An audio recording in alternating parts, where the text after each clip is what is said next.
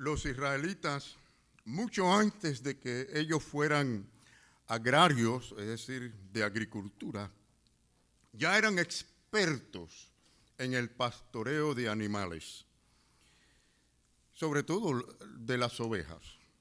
Y esto no debe de extrañarnos a nosotros al leer este uso de palabra, esta metáfora que las Escrituras usan tanto en el Antiguo Testamento como en el Nuevo, en cuanto al oficio que ellos, los hebreos, dominaban muy bien, es decir, el oficio de pastorear ovejas. Y bueno, así que era natural que ellos vieran la relación con Dios a la luz de este entendimiento. Y Jesucristo les habla acerca de las ovejas y les habla acerca del buen pastor. Y tal es así que tenemos el famoso Salmo 23, ¿verdad? Escrito por David, quien desde su niñez aprendió a ser pastor de ovejas. Y por eso comienza el Salmo diciendo: Jehová es mi pastor. ¿Quién les enseñó esto a ellos sino el mismo Dios, quien les dio la revelación y les dio a ellos los oficios para que a través de la misma historia que Dios formaba en ellos les iban enseñando acerca de la relación que Dios quería tener con ellos?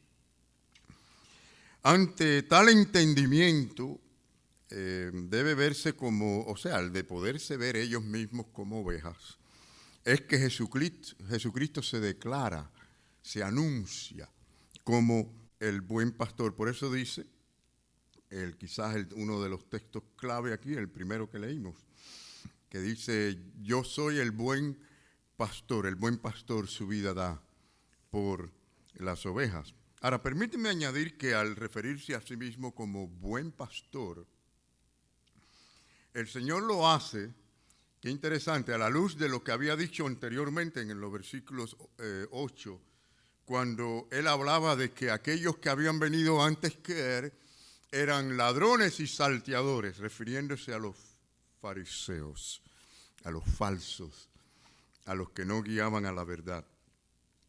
Y por supuesto que la aplicación y la implicación era clara, ¿no? Es decir, Dios es el gran pastor, Jesucristo, la revelación suprema de Dios, es el buen pastor que viene para guiar a sus ovejas. Y por eso es que es importante que entienda, y es aquí donde viene el grave problema que tuvieron los judíos con Jesús, porque se entendía con toda claridad la esencia divina que Él presentaba como pastor. Muchos habrán dicho: espérate un momento, ¿cómo es posible? Si Jehová es es nuestro pastor, ¿cómo este hombre en forma divina dice que Él es el pastor de las ovejas?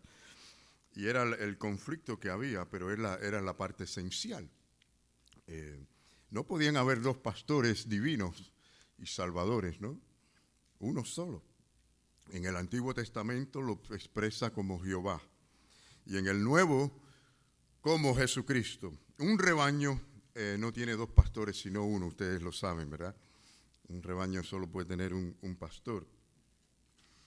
Muchos vieron a Jesús como incluso blasfemo por estas palabras y estas enseñanzas. En cambio, si miramos todas las profecías, directa e indirectamente apuntaban a Jesucristo como el centro.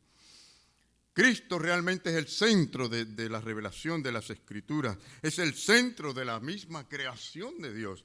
Si lo miramos bien, es el centro de la historia, es el centro precisamente de la Navidad. Y por supuesto, si todo esto es cierto, entonces Él tiene que ser el centro del corazón del hombre redimido, salvo, cambiado, transformado, el cual no puede ser nunca más igual. El niño que nació en Belén hace, ¿cuánto ya, verdad? Más de 2000 años. Esa es la revelación de Dios, es la verdad de Dios, es el camino a Dios, es la única forma de vida eterna.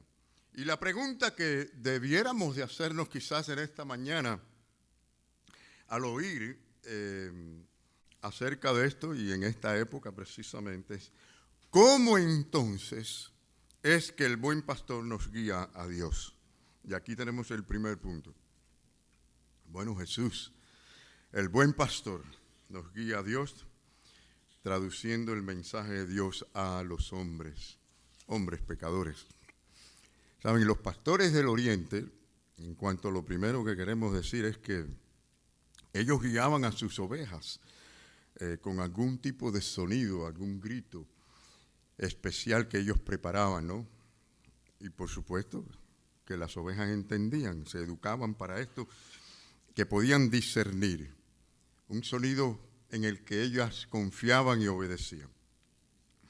Bueno, algunos usaban las manos para este tipo de expresiones, otros usaban sus instrumentos o algunos instrumentos y otros creaban los sonidos con su propia voz para estas ovejas. Ahora, cada vez que el pastor veía alguna de sus ovejas en peligro o en alguna dificultad o herida, hacía un tipo de sonido para darle a ellas reafirmación y seguridad, que ellas supieran que él estaba cerca y que no estaban abandonadas.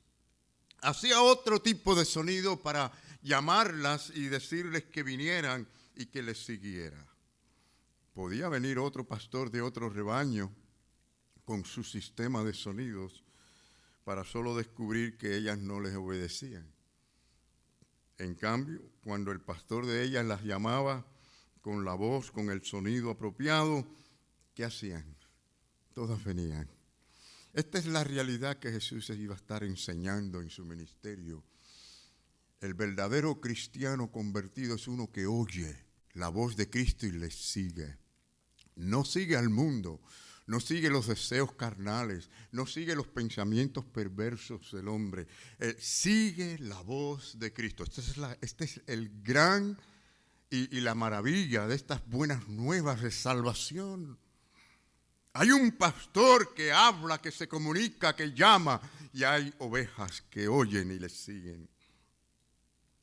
Por eso Jesús dijo que sus ovejas oirían su voz. Como dice Juan 10:16, y oirán mi voz. Quiere decir, no fallará este asunto. Esto no es que a lo mejor, tal vez, quizás. No, oirán mi voz y habrá un rebaño y habrá un pastor. Queridos hermanos, en la Navidad Dios quiso darse a conocer para que le conociésemos. Cuando Él habla de que Él es el pastor y que nos conoce y que nos habla y nosotros le conocemos y oímos su voz, es precisamente esta realidad eterna que no va a cambiar, nunca será para siempre. Y era el mensaje del Señor. Miren conmigo el Salmo 23. ¿Cuántos conocemos el Salmo 23? Dios quiera que este salmo toque de una manera especial nuestro corazón en esta mañana. Miren, estamos en la Navidad y estamos hablando del Salmo 23, ¿no? Porque el que nació en Belén, allí nació un pastor. Y por eso fue que llamaron a los pastores, sino llamaron a los gobernadores y a los líderes religiosos, sino llamaron a los pastores que vinieran a adorar. Jehová es mi pastor. Nada me faltará. En lugares de delicados pastos me hará descansar. Junto a aguas de reposo me pastoreará. Confortará mi alma. Me guiará por senda de justicia por amor de su nombre. Lo hará siempre, siempre por amor.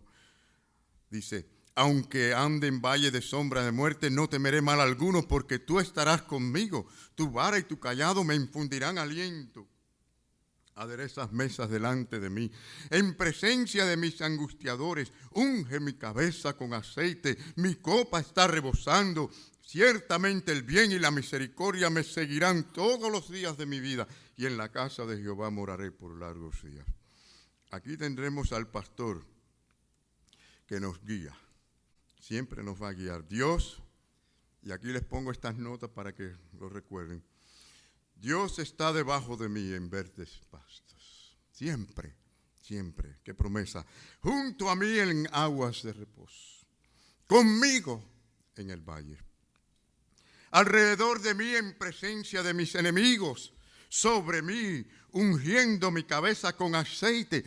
qué promesas cada día, siempre. Dice, delante de mí guiándome por senda de justicia, detrás de mí el bien y la misericordia me seguirán siempre. Más allá de mí en el cielo, moraré en la casa del Señor para siempre. Así que Dios quiere que seamos ovejas y Él nuestro pastor para que tengamos esta bendición. Jesús vino a guiarnos al establo, a mostrarnos que Dios nos ama y que quiere salvarnos. En la terminología pastoral de aquellos días, a la luz de que Jesús sería el gran y el buen pastor del Salmo 23, podemos entender por qué Jesús nació allí en un establo. Yo sé que hay varias enseñanzas. Está el concepto de que Él se humilló a sí mismo para que fuésemos ricos. Él fue pobre. Está la enseñanza de que la realidad es que las cosas de Dios no tienen lugar en el corazón, en el mesón del hombre. Dice Pablo que el hombre natural no entiende, no percibe las cosas de Dios. El hombre lo que en su naturaleza hace huirle a Dios y seguir sus deseos. Y no había lugar para él en el mesón. Todas estas cosas están indicadas allí en el nacimiento de Cristo. Pero la otra, como yo les dije, es el concepto de la relación de Dios con su pueblo. Estaba indicado allí. Y por eso es que vinieron pastores. Y se trataba de una relación pastoral entre las ovejas y el buen pastor. En segundo lugar, Jesús, el buen pastor, nos guía a Dios dándonos personalmente el mensaje de Dios. Jesús nos conoce y nos llama por nuestro nombre. ¿Sabía usted esto? Yo creo que hay un himno, ¿verdad?, que dice que Él me llama por mi nombre, ¿verdad? Un himno muy bonito. Y como ovejas oímos su voz y la voz de Él la conocemos. Y de manera íntima nos conoce. ¿Qué les parece esto, no? Las ovejas no eran mayormente criadas para engordarlas y luego matarlas y comérselas. Las ovejas realmente en esas épocas, sobre todo ellos, el pueblo hebreo, lo que hacía era las cuidabas y las reproducías para tener lana, para la lana. Y esa es la razón por qué las tenían a largo plazo y las conocían. Les ponían nombre, apodos a cada uno según sus características, sean físicas o de conducta. Así que Dios conoce nuestras características, las que son de Él, sus ovejas. ¿Cómo nos llamarán a algunos de nosotros, verdad? Dios conoce a sus hijos, a sus ovejas. Y yo quiero mostrarle bíblicamente algunos de estos hermosos versículos que nos hablan de cómo Él nos conoce cuando Él nos mira. Dice Nahum 1:7, Jehová es bueno, fortaleza en el día de la angustia. ¿Saben por qué? Dice, y conoce a los que en Él confían. En las tareas diarias también de la vida, dice Juan 1:48, le dijo a Nataniel, le dijo, le dice él, ¿de dónde me conoces? Porque el Señor le conoció. ¿De dónde me conoce? Nunca se habían visto físicamente. Respondió Jesús y le dijo, antes que Felipe te llamara, cuando estabas debajo de la higuera, en ese lugar privado que tú ibas, que nadie te veía, cuando ibas a orar, cuando ibas a hablar con Dios, dice allí, te vi, le conocía. Por su propio nombre, el Señor los conoce, ¿verdad? Juan 10:3 dice, y las ovejas oyen su voz, y a sus ovejas llama, ¿cómo los llama? Dice, por nombre. El Señor no se equivoca, tiene a sus ovejas y las saca. Y cada una de ellas será parte del rebaño, porque incluso habla de la oveja perdida, que Él sale a buscar. Pero si es sus ovejas, Él las saca de donde sea. En cuanto a la relación íntima, tenemos el texto que leímos hoy. Dice, yo soy el buen pastor y conozco mis ovejas y las mías me conocen. Es mutuo y es una relación íntima. No hay tal cosa como un cristiano que no hable con Dios, que no se preocupa por lo espiritual. No hay tal cosa como un cristiano que no piense en estas cosas espirituales. El verdadero cristiano tiene un cambio de vida. No es cerdo, es oveja. Hay una gran diferencia, ¿verdad? Ni es perro que vuelve al vómito, como decía Pablo. Pablo se refería a estos falsos diciendo, estos son perros y otros son cerdos.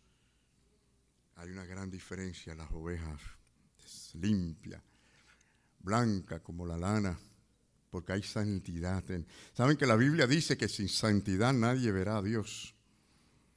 Para que nadie se equivoque, porque hay hoy en día el evangelio que se enseña, se predica por todos lados, es que seas todo lo perverso que tú puedas, piensa en todo lo que tú quieres, viva la vida que tú te dé la gana, solo ven a la iglesia y pide perdón a Dios y más nada, todo continúa igual. Este es el engaño más grande del diablo, para que muchos, creyendo que son salvos, vayan al infierno. Dice la palabra de Dios que sin santidad nadie verá a Dios. Y ese es el cambio, esa es la transformación. Somos ovejas. Y dice también que a los que ama. Primera de Corintios 8:3. ¿Cómo dice? Pero si alguno ama a Dios, es conocido por Él. El que no ama a Dios, que no le importan las cosas de Dios, el que no siente el temor de ofender a Dios, que no le interesa nada de la iglesia, la obra, no se preocupa, no tienen, tu corazón no está allí. Ese no ama a Dios, de palabras sí. Cualquiera ama a Dios de palabras, ustedes saben, ¿no? Cualquiera es muy amoroso en palabras, ¿no? Pero no es así. El asunto es que cuando de verdad amamos, es la acción. No son las palabras, es la acción, más que nada. Vamos al fundamento verdadero de la esperanza cristiana. En Primera de Timoteo 2:19 dice, pero el fundamento de Dios está, ¿cómo? Firme, ese es inmovible, señores. Teniendo este sello, agarre este sello, porque este es un sello que es del Señor, un cuño puesto que es para siempre. Dice, conoce el Señor a los que son suyos. ¿Y quiénes son los que son de Él? Apártase de iniquidad todo aquel que invoca el nombre de Cristo. Es uno apartado de lo mundano, del mal. Es uno que vive para Dios y para la gloria de Dios. Así que el Señor, como el gran pastor, conoce a sus ovejas. El pastor llama a sus ovejas, pero también las ovejas obedecen y oyen la voz del Señor. También el Señor se refirió a otras ovejas que vendrían luego, ¿saben? Miren, en Juan 10:16, porque no solamente los de aquellos días, los que Él tocó físicamente, los que Él vio, los discípulos, otras que vendrían, incluyendo que no fueran del pueblo de Israel. Dice, también tengo otras ovejas que no son de este redil. Aquellas también debo traer, pero Él las conoce, son de Él. No habían llegado todavía al redil. Y oirán mi voz algún día, en algún momento, en algún lugar. Oirán mi voz porque son las del Señor, escogidas de Dios. Y habrá un rebaño y habrá un pastor. O sea que no existe esa clase de relación con Dios, sino es una relación de pastor y oveja. ¿Puedes ver así tu relación con Dios? ¿Te ves así como una oveja del Señor? En un sentido no es un gran halago que nos digan oveja, ¿no? Porque la oveja es un animal tonto que necesita ayuda, necesita dirección constantemente, ¿no? Y eso nos dice que necesitamos a un pastor que nos hable, que nos guíe, que nos cure, que nos sane, que nos cargue, que nos lleve. Y esta es la gran realidad del hombre, ¿verdad?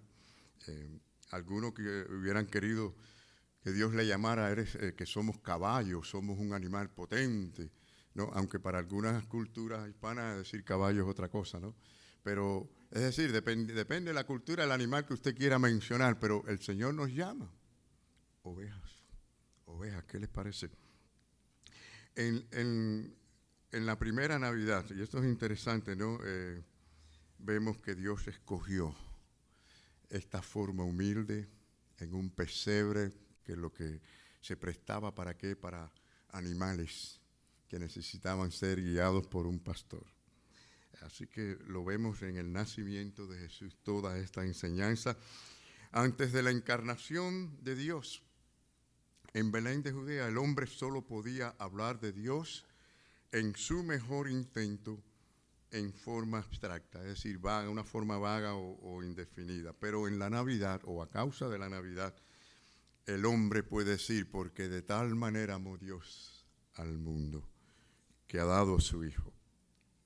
Y podemos personificar Juan 3:16. Bueno, finalmente, Jesús, el buen pastor, nos guía a Dios por su sacrificio de amor. El buen pastor su vida da por sus ovejas. No podemos hablar de la Navidad, del nacimiento, sin hablar del por qué vino al mundo. Cristo vino al mundo para ser Cordero de Dios. El Cordero que derramara su preciosa sangre en la cruz para salvarnos. Dice, el buen pastor su vida da por las ovejas. Bueno, tampoco era un asunto desconocido hablar de que el pastor diera su vida por las ovejas, porque en aquellos días los pastores que eran, bueno, vamos a empezar por decir que los pastores asalariados no daban su vida por las ovejas. Los pastores asalariados las cuidaban muy bien, las alimentaban y todo lo demás. Pero como las ovejas, ellos no eran los dueños de las ovejas. Y lo que le pagaban era un sueldo pobre. ¿Qué ustedes creen que iban a hacer ellos cuando veían un oso, un lobo, un león o varios lobos? Se hacían lo de la vista gorda. Total, se comió una o dos ovejitas, no pasó nada, hay muchas ovejas. Y entonces no arriesgaban su vida por un pequeño salario. Pero este no era el caso de los pastores que eran dueños del rebaño. Era conocido por los pastores estar preparados, armados e entrenados para fajarse con fieras, leones, lo que fuera.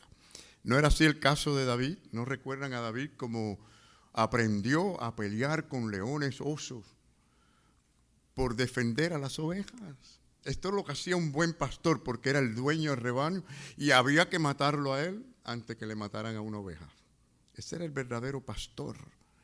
Así que esto era en términos conocidos que el Señor Jesús estaba usando. Y por eso él dijo en el versículo 11 y 15, yo soy el buen pastor su vida da por las ovejas.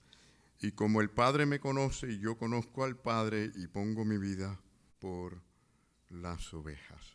Así que es el cuadro de David. El padre de David lo puso a cargo del rebaño de la casa. Y David daba su vida y él sabía que su padre confiaba en él. Él conocía a su padre y estaba preparado para dar su vida por sus ovejas y pelear por ellas. Dios le dio allí en Belén de Judea un pesebre, pero también dio en Jerusalén un calvario, una cruz.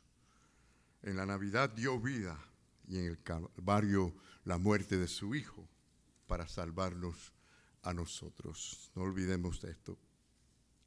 El Señor Jesús no tenía que hacerlo, pero lo hizo. Lo hizo porque nos amó y lo hizo por sus ovejas para rescatarnos. Queremos concluir en esta mañana. Un día Jesús contó la historia para revelar así cómo es que el Padre celestial se comporta con el hombre pecador y perdido. Y él dijo que un pastor tenía 100 ovejas. ¿Recuerdan esa historia tan hermosa que él contó? Tenía 100 ovejas a su cuidado. Pero bueno, durante el transcurso del día y durante todo el trabajo, descubrió que le faltaba una sola oveja. Bueno, cualquiera hubiera dicho, ay, pero tengo 99. No es un grave problema, ¿no? Pero el pastor sale a buscar esa oveja que sabe que está perdida, cansada, hambrienta, que está sedienta, asustada, deseando regresar al rebaño. Qué hermosa historia de lo que Dios hizo por mí, por ti, por sus ovejas. ¿Cómo no lo vamos a agradecer con nuestra vida? Fue diligente hasta hallarnos y encontrarnos, y en las condiciones que fuera. A algunos los tiene que sanar las heridas, a otros cargarlo, echárselo al hombro para regresarlo a la casa. Que Dios de amor lo hizo por nosotros. Estábamos perdidos y nos halló y nos salvó. Luego de decir esta parábola, Jesús explicó que Dios era como ese pastor, quiere tener a todas sus ovejas en el rebaño. Y este es su ministerio. Salió en una larga jornada al venir a este mundo en la encarnación para buscar a las ovejas perdidas. Por eso dice la palabra que Cristo vino a buscar lo que se había perdido. Él predicó, pero no vino a predicar. Cristo sanó, pero no vino a sanar. Cristo vino a buscar lo que se había perdido. Y esa es la realidad de la Navidad, que va más allá de las emociones de ese cuadro tan precioso del pesebre. Es un Dios que vino para buscar a las almas perdidas. Amigo, ese niño que nació en Belén, a quien Dios dio allí en Belén de Judea, Él dio su vida en el Calvario y su sangre fue derramada. Él es el que te llama. ¿Puedes oír su voz hoy? ¿Puedes oír la voz de ese buen pastor que te busca y te llama? ¿Puedes ver también cuán perdido estás y necesitado de ese pastor que te levante, que te cargue, que te sane, que te haga parte de ese redil? ¿Puedes verte pecador y merecido de condenación? ¿Quieres venir a este gran pastor? ¿Te das cuenta que estás perdido y que le necesitas? Allí te ves hoy. El Señor te llama. Desde la eternidad el Señor te llama. Él vino al mundo para buscarte. Que el Señor te bendiga en esta mañana.